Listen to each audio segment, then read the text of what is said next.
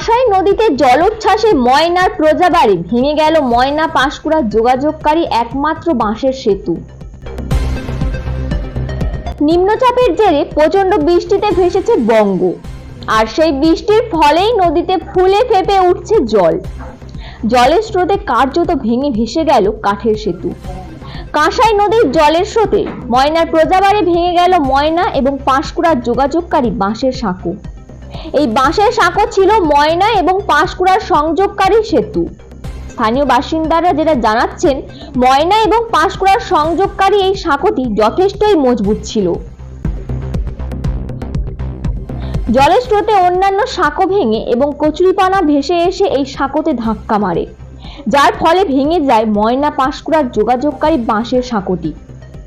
বাঁশের সেতুটি ভেঙে যাওয়ায় প্রচন্ড দুর্ভোগে পড়েছে সাধারণ মানুষ। কবে প্রশাসনের তরফ থেকে সাঁকোটি পুনর্নির্মাণ করে দেওয়া হবে, সেই দিকে তাকিয়ে সাধারণ মানুষ। Bureau report, PM news.